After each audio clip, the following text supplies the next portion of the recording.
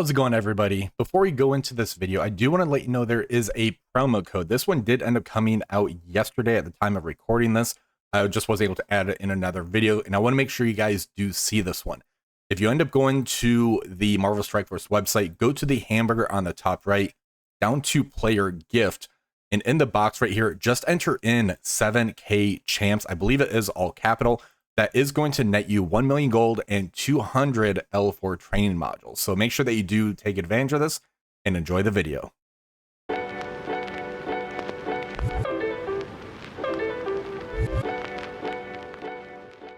How's it going, everybody? This is Seer here, and today we have the everything to know about the Vigilante team. Now, I know this team is a little bit older. However, I wanted to backtrack and knock out some of these older teams that's still very useful today. And I ended up putting a vote on my Discord channel, and the Vigilante team actually won the vote along with the Starjammers team. So my plan right now is to do the Vigilante team. We're going to jump forward and do the Hellfire Club. Then I'm going to jump back and do the Starjammers. After that, I'm going to see if I can try to knock out the Immortal X-Men, because it does look like Rachel Summers is going to be a part of that team. So I think that would be a really good opportunity to knock out that video as well. So with that being said, let's go ahead and take a look at the Vigilante team with Elektra. Now, Elektra, she didn't get too big of a rework for this team. However, she's very useful to this team, because with the Vigilante, you do want to have the full team together in order to get the full capabilities of their kit. If you end up taking anybody out, their kits really do fall apart, which is unfortunate. However, with the Vigilante team, Elektra does have some use.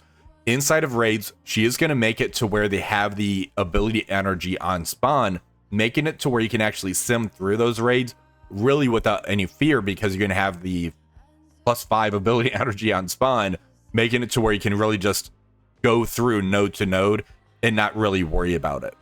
Now, outside of raids, what she does provide to the team is going to end up being the stealth on spawn and the evades to the adjacent allies. So with that being said, I do think with the T4s, you could be a little bit lighter on them.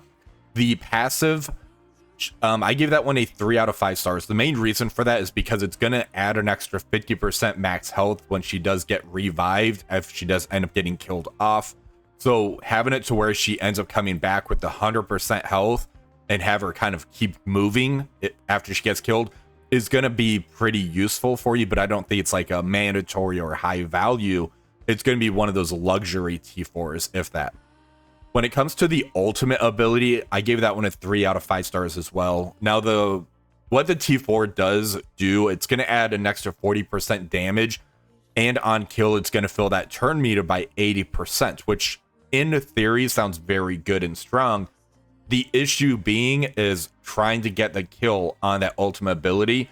Usually by the time I can get the kill and then get the extra turn meter, the match is pretty much already done when it's outside of raids. So that's why I don't love the T4, but I do like it. So with that, I gave it a 3 out of 5 stars on there. With the special, I gave that one a 3 out of 5 stars as well. The reason for that is with the T4, it's going to end up adding on the applied to vulnerable up to maximum of 5. That sounds pretty good, because if you end up running her as a raider and you get the crit on that, that's going to add 3 vulnerables to that target. And the team really does thrive on getting as many vulnerables out on the other side of the field as you can. Now, I do run her as a raider. However, there are instances I do run her as a striker, depending on what type of matchup. We'll go ahead and take a look at the overall ISOs when we get to the team portion of the video, because I think it does really depend. If you end up running her as a raider, you may end up wanting to use somebody else as a striker, or vice versa on there. Now, as far as what else she does provide to the team, the ability energy, she's going to do the evades. However, with the evades, as I mentioned, try and be careful on where you do place her with the evades. If you end up needing Daredevil Modern to kind of survive more of the opening barrage, it is pretty smart to put her next to Daredevil Modern. However, in other instances, you may need to move her and really, say, protect, say, Hitmonkey and Silver Sable with those extra evades. So it is kind of a chess match as far as where you do place her, which is pretty cool in theory. However, as you kind of see, she doesn't really do too much outside of that standing passive portion. Now let's go ahead and move to the next character on the list, which is going to be Punisher. He's the other character that did end up getting reworked, and he actually got a very cool rework. I'm actually really happy with what they did of Punisher. They didn't do too much, but they just kind of updated certain portions of his kit. He still does the extra damage if he's going into villain enemies, which is just really Frank Castle in a nutshell, right? He likes to dish out the punishment in all of the glory that he does do. Now, he does do very high damage. He is a number 10 damage dealer at the time of recording. This is not including the Hellfire Club in the mix, by the way. This is pre-Hellfire Club, as that's when he's got these infographics done, even though their Hellfire Club is shown on the website. Now, as far as the T4s goes with him, I do think the passive is going to be kind of an essential T4. The passive is going to make it to where anytime a Vigilante character uses their special ability, he's going to be doing that outer turn damage of the 125%. That's actually very important because how the team in raids gets so much ability energy due to Hitmonkey, that's going to allow you to really spam those special abilities and just keep getting that outer turn damage. He also has the outer turn damage when a Vigilante character is attacked and he has the full team. He's going to be attacking back as well for 125% piercing. So you can kind of see all the outer turn damage that he really does stack up with the team. Now with the ultimate ability, this one's really interesting because it goes from attacking all enemies to where it's going to also factor in attacking the primary target, then doing all enemies. And if you have him as a striker, that's going to do an extra hit as well into that primary target. So because of that, I really do like him as a striker, just because that opening barrage that he could do can really just decimate that main target that you're really going for at the start of the matchup. And if they end up being a villain character, there's the extra 50% damage on top of that as well, which is just amazing.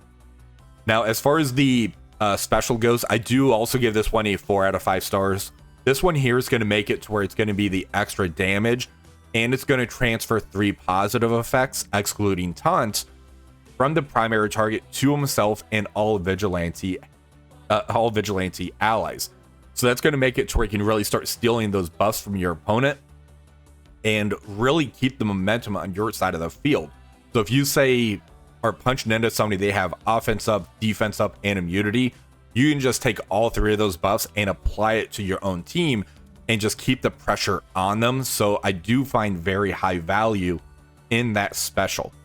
Now the basic is going to really depend. If you're running him as a striker character, I do think doing the T4 is worth doing because of all of the extra damage output he's going to be doing as a striker.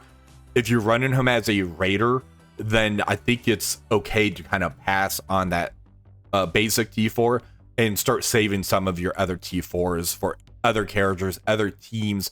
So that's why I give it a 3 out of 5 stars. If it's a striker character, it definitely ups the value of that T4. So let's go ahead and jump over to the next character, which is going to be Daredevil Modern. With this character here, he is an amazing tank for this team. This guy just keeps going and he scales so incredibly well. If you guys have gone into a high build Daredevil Modern, you know how hard he is to actually take out, and his resistance blocking is just off the charts. Crazy for what you can end up doing. So as far as what he ends up providing to the team, with the full team, he's going to have taunt on spawn, and he's also going to be getting deflect, defense up, and immunity to himself and all vigilante allies. That is an insane amount of buffs that you can get, especially when you factor in that he has safeguard on himself on spawn. So he's just insane as far as that goes. Now, as far as the passive goes, I do think this is going to be one of those essential T4s. I mentioned earlier how the team really thrives off the enemy getting the vulnerables out on the other side of the field. If the enemy has vulnerables, they're going to be doing 30% damage reduction or lower damage, which means that the team is going to survive that much easier. So getting that T4 is going to be a very, very high priority to get the team working properly. Now, when it comes to the ultimate, I gave this one a 4 out of 5 stars. With the T4 in here, this is going to add on the applied defense up for 2 turns and immunity for 2 turns. That gets up from 1 turn to 2 turns on both of those abilities. Because of the longer cooldown, making it to where you have the defense up and immunity that much longer is going to be very, very important. It's also going to be adding an extra 60% damage. So it's going from 320% to 380%. And his damage is actually pretty good. It says it's 30th ranked, but he hits so hard. I think it's because the modifiers, having it to where the damage percentage of the abilities are so much higher, it really kind of evens out for the damage that he could end up throwing out there. Now, the ultimate does also have a clear all negative effects from self and all allies, and then it's going to be healing for 20% of this character's max health. So getting this character built up to where you can, say, add G20s on him because of the Xavier saga, it's just going to make it to where the heals last or push that much higher. I could see running him as a healer because of that. However, I haven't really found the need to actually use him as a healer. Typically, I use him either as a fortifier or a skirmisher. The skirmishers, because of having to move around a lot of the ISOs, I want to make sure I actually can get my strikers as strikers, my raiders as raiders type of thing, which we'll take a look at the ISOs later on, but I don't hate him as a healer. I just think fortifier is actually really strong, so that way he can kind of get the drain on there as well. When we go ahead and take a look at the special, this is a shorter cooldown of 4 turns, which is really cool. And it's going to be the opening move. He does a big hit into a single target. It's going to get slow defense down, offense down on that primary target. It's going to end up hitting them twice, so it's a double tap onto there. It's also going to be doing with the T4, the slow defense down, offense down for 2 turns instead of 1 turn. So because of that, I do have that as a pretty good value at a 4 stars. So you can kind of see he does take some investment for his T4s. With the basic, this one here, it goes from flip 1 negative effect to flipping 3 negative effects. I did give this one 3 stars on there. If you want to do the T4 on the basic, I absolutely get it, because flipping from 1 to 3 is a massive number. But if you're trying to conserve your T4s, I think it's safe that you can kind of skip this one for now, then go back to it later on in the future if you feel that you do need to kind of flip more negative effects with the basic. I do know some people that run Daredevil Modern as a striker because of that T4, which, again, it really depends on the matchup if you do want to run him as a striker. Personally, I found Fortifier and Skirmisher kind of work best for myself. So let's go ahead and jump over to the next character. This one is going to be Silver Sable. She has a lot on her kit. She's an insane character, and her tags are just incredible. She has the Spider-Verse tag and the Vigilante tag and the Mercenary tag. So just the tags alone gives her so much value of where you can kind of use her in this game. And then you kind of factor in her speed of 128. So very fast character with her turn 1 ability, just kind of nuking the other side of the field. She's incredible. I love this character. She's so good. As far as what she ends up providing for the team. So in raids, she does get the fill speed bar for self, or by 15% plus 5% per Vigilante ally. So it's a lot of turn meter fill that she gives to the team for you to be able to kind of push through the raid portion. With the T4 added onto her, it goes to when an enemy that has vulnerable is attacked, fill speed bar by 15%. So basically, as the enemy has the vulnerable, you hit into the vulnerable, it's going to end up filling the speed bar, which is really, really powerful. Now, outside of the raids portion, on offense, if there's 4 or more Vigilante allies, lower the dodge chance by 100%. And enemies cannot gain death proof. That is everywhere as well. But a really unique feature that she has is the focus of this character and each ally. So that means not just the Vigilante, which gives her so much value outside of the Vigilante team when they start to kind of fall off. The focus of this character and each ally can only be reduced by offense down. So that's a very, very powerful ability. Last season, I think it was during the U32, there's a room that lowered the focus, and because of Silver Sable, she's able to basically ignore the room rules. So that's how powerful that ability actually is in this game. It's insane. So because of that, I do have that as an essential T4 with the passive. When we take a look at the ultimate, this is a essential T4 as well. On offense, if this character's 4 or more Vigilante allies, reduce the duration of all positive effects by 2 on all enemies. So when she does the ultimate move, it's going to end up reducing all positive effects, including Safeguard, by 2 turns. And then on war offense, if there's a villain out there, it's going to apply ability block for 2 turns to 2 random support enemies. And in raids, always apply block. So that ultimate is an essential T4. You need to make sure that you actually grab that one as well. I'd probably go passive first. That way you can actually get your raids to be able to sim through it because of the extra turn meter fill when you hit those vulnerable targets. Then I would end up moving over to the ultimate ability. Then the special, I have this one as an essential as well. So with the special, flip all positive effects into negative effects on the primary and adjacent targets and apply 2 bleed. So outside of that T4, she's not doing the flip all positive effects. It goes from 0 to all. So because of that, I do have that one as an essential T4. With the basic, this one's going to be like Daredevil Modern, to where instead of flipping negative effects, she flips positive effects into negative effects. So she goes from flipping 1 positive effect to flipping 3 positive effects. I gave that one a 3-star as well. Just inside of raids, you're not really using the basics too much, and you're going to be using her as a raider. Raider's like the only thing that you really want to use her as because she's going first. She'll pepper the enemy with the vulnerables. She'll reduce those positive effects into negative effects, and she's also going to be getting heal block and disrupt out there as well. There's 500% extra focus, so you don't need the skirmisher ISO on her as well. So just keep her as a raider. So because of that, you don't really need that T4 done. It's just extra value to be able to get the T4 on her basic ability. Now we have Hitmonkey. This character here is the character that we as a community actually voted on winning. It was either Hitmonkey, Lady Bullseye, or I think it was the original Ghost Rider, with the white suit, I think was the vote for this one.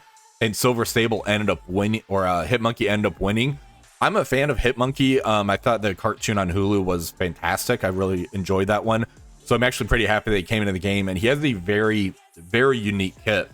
So what his kit provides is the ability generating ability energy for self on enemy death, and in raids, the ability energy is going to go to all Vigilante allies. So he's another form of energy battery as the matchup is going on, where Elektra is more the ability energy on spawn portion.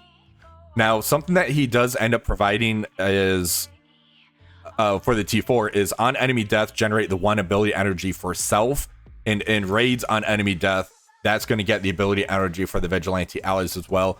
Because of that, I do have that one as an essential T4, but his passive is really unique to where I do want to kind of go over this.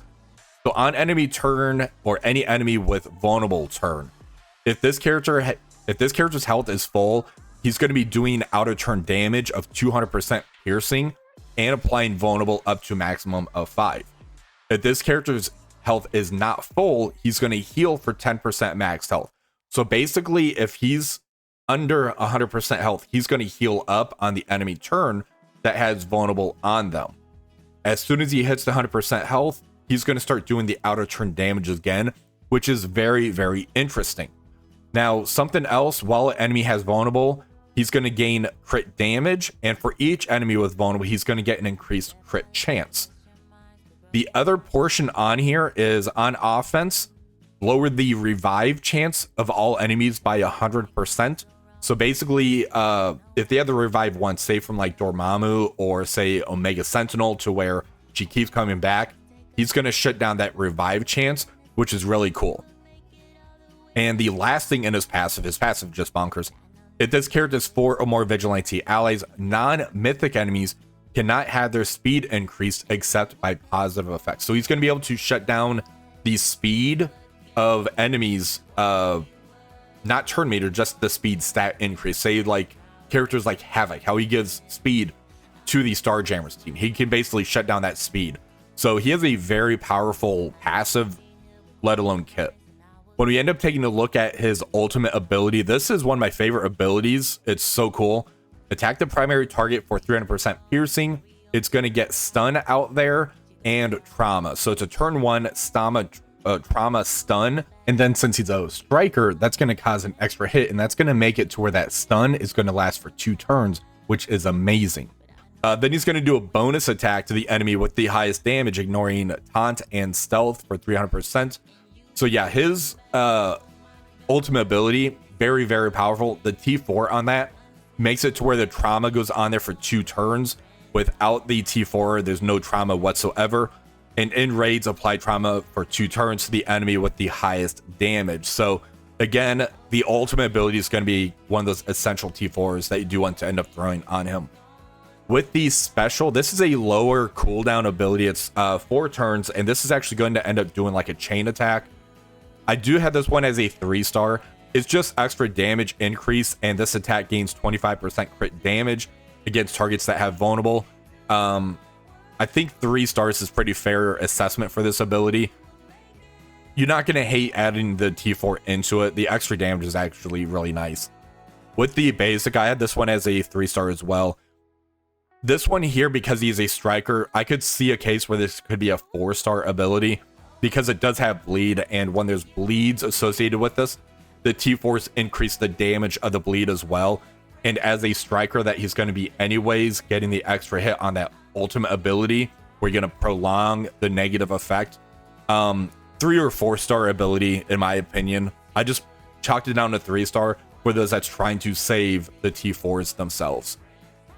So with that, let's go ahead and take a look at the team infographics on here. So the team layout for this, I do usually end up running Elektra in between Silver Sable and Daredevil Modern. Those are the 2 characters I want to have the evades on the start. And I did mention how sometimes you may need to move Elektra around.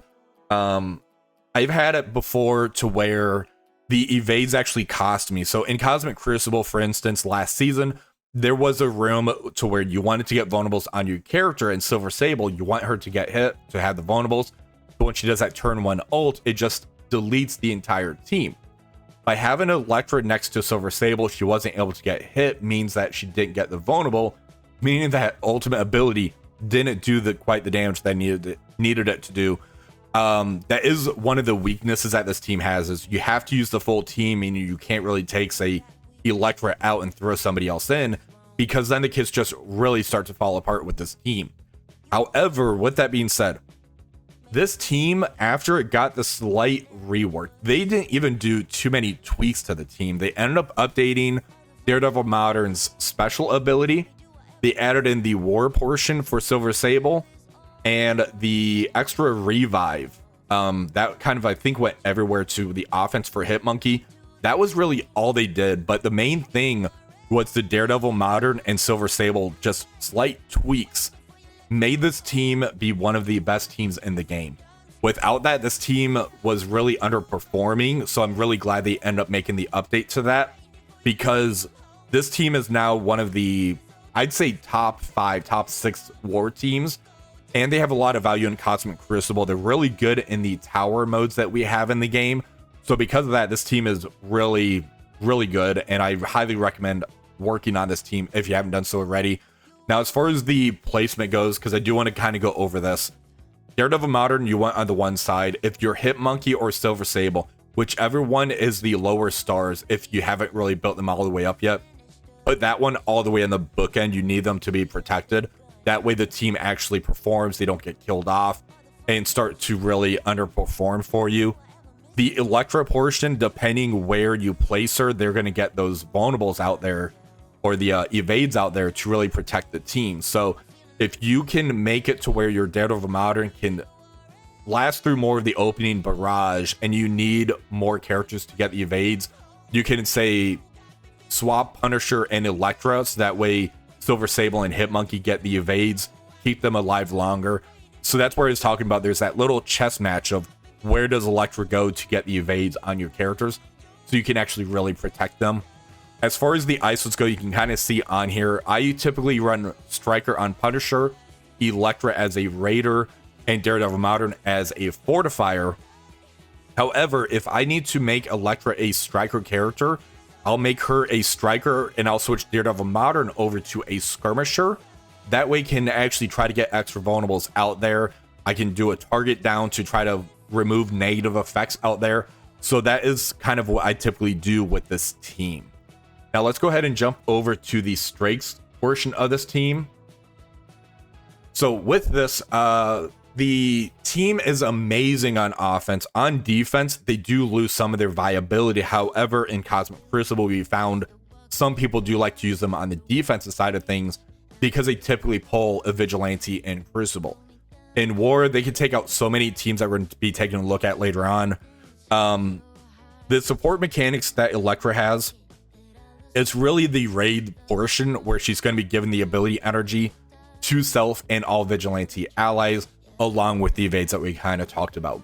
The support mechanics that Punisher brings is going to be the out of turn damage, to where if a Vigilante is attacked or his special abilities used by Vigilante, he's going to be doing the out of turn damage for that. He also has ways to steal those positive effects on his special. For Daredevil Modern, he has the on-spawn, taunt, and safeguard, and he ends up giving the deflect, defense up immunity to all allies that really can protect them. And because of the immunity that he gives on spawn to them, you're able to take out a lot of the Mephisto comps if you do see those on the defensive side of things. Now, it is certain Mephisto comps, not all Mephisto comps. I do want to kind of make you aware of that. They are, and Daredevil Modern is also capable of removing negative effects while providing heal. So the ultimate and the special both have either a clear all negative effects or flip negative effects into positive effects, and then doing like a 20% or 15% heal to the entire team. For Silver Sable, she ensures that the focus cannot be lowered unless by offense down. She's capable of flipping positive effects into negative effects as well, and she's able to reduce the duration of all positive effects on all enemies. For Hitmonkey, he has a lot of control and support abilities as well. So he's able to do out of turn damage or heal himself for the extra sustain. He has an ability block. He provides ability energy on death. No ability block. He has stun with trauma, and he's able to prolong all those negative effects. Now, as far as the weaknesses goes for this team, it's really going to be the fact that you have to use the full team in order to unlock the capabilities of their kits. So Elektra gaining the additional 85% chance to revive on death, that's going to be locked behind the full team. However, she's the one that we typically are going to end up swapping out anyways if we had the choice for it. Punisher attacking the enemies who attack Vigilante allies, you need the full team in order to do that one as well. Daredevil Modern providing an on-spawn taunt and safeguard, that's kind of a bigger thing, because without having that on-spawn taunt for him and the safeguard for himself, the team would kind of be able to get kind of hammered to where you kind of pick and choose who the opponent is going to end up hitting into. So you can kind of tunnel down Silver Sable, for instance, if you didn't have that on-spawn taunt. Silver Sable reducing the duration of all positive effects is also locked behind the full team, so you can't really use her as a full plug and play. If you end up using her without the full team, I think it's just reducing one positive effect instead of all, and then she still does like the disrupt and heal block and everything. Hitmonkey prolonging the duration of the negative effects on his basic, that's also locked behind the full team, which is a pretty big thing, because without that, when he does the ultimate for the trauma stun, it would just end up being the one turn of stun as opposed to 2 turns of stun for hitting into that vulnerable target. For what I wish would happen is we can actually take out Elektra. We kind of went over how she can kind of hamper you more than help you. So let's go ahead and talk about a few teams that you kind of want to avoid. This team can't take out like Xavier comps or Odin comps. They're just not fast enough to really take those two teams out. However, with the Xavier comps, I have found that the Vigilante is a very good sack team into Xavier, because they typically can survive the special and get to where you can pull the ultimate ability. So they can be that sack team into Xavier comps. I wouldn't really recommend that in War, but in Cosmic Crucible, I do that quite often myself. They are capable of beating out certain Mephisto comps, not all of them. It's more kind of like the low A, high B tier Mephisto comps that they can take out because they're able to survive the empowered ultimate that Mephisto does out there. They're not going to get peppered with all of those negative effects. And then Silver Sable does her ultimate. They can kind of do pretty good work into Mephisto comps. As far as the best value teams that I usually find myself using them into, it's more like the Astral comps or Night Stalkers. They can take out like the Orcus teams as well. However, those are the two teams I usually try to look for in war myself when I'm actually using them. In Cosmic Crucible, it really depends. I've been using them more as a mirror matchup because they can take out the other Vigilante teams fairly easy by doing that. Now, overall, I'm really happy with the Vigilante team. I'm glad that we have them. The slight tweaks that they made to this team made them so good to where you can use them in multiple game modes, like I mentioned. We can use them in towers to kind of climb up. They can be used to take out a lot of high value teams in War and Cosmic Crucible as well. The footage that you guys should be watching during this, I found a lot of success using this team, and I really hope we get more teams like this, just not locked behind needing the full team. So hopefully we can actually start getting more teams like the Vigilante, because they're so much fun to use. They're just amazing. And I'm really glad that the community was so vocal about, hey, the Vigilante needs some kind of buff, because with that slight tweak, this team just really elevated and became one of the best teams in the game. But hopefully you guys did enjoy this video. I know this one was kind of scattered around a little bit. There's just so many things that's unique to this team and the kits to this team that it's really hard to narrow down what this team kind of specializes in, because they are definitely like a jack of all trades type of thing, and a really, really good offensive style team. So hopefully you guys enjoyed this video. If you did, please remember to like, share, subscribe to the channel. Until next time, have one for the rest of the day.